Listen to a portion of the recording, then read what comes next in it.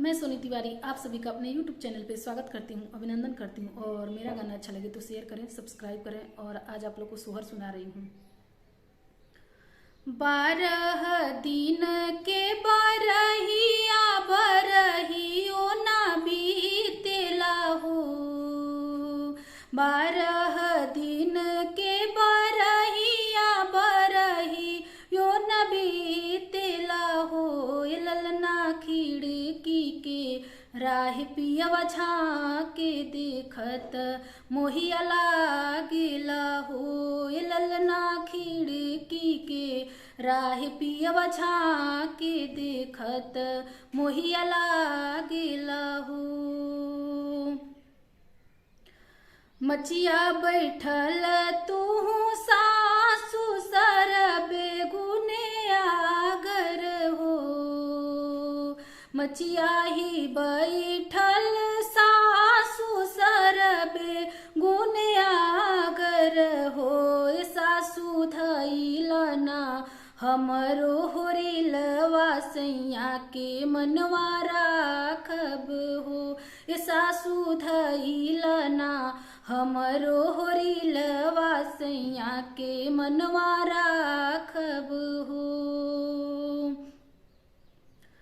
राम रसोइया हमरे गोतिन सरबे गुने आगर हो।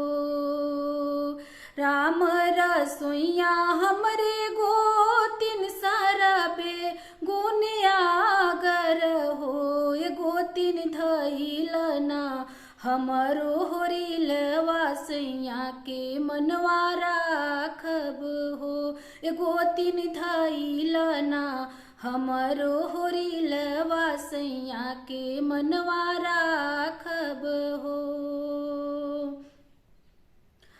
सुपली खेलत तू नाना दोसर बे गुने आगर हो।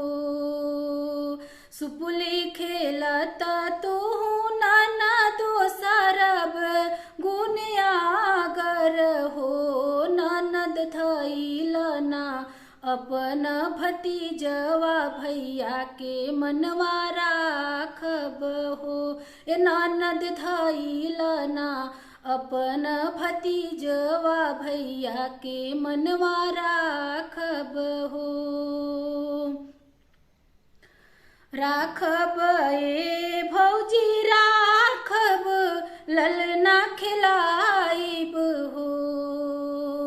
राखब ए भौजी राखब ललना खिलाइब हो।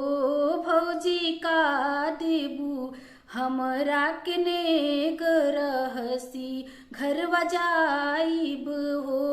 भौजी का देबू हमरा के नेग रहसी घर बजाइब हो।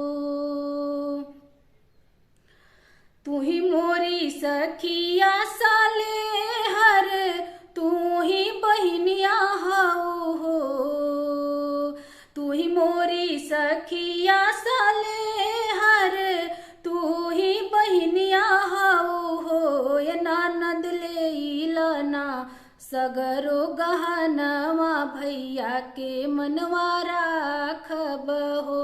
ये ननद लेलना सगरो गहनवा भैया के मनवा राखब हो। भैया के मनवा राखब हो।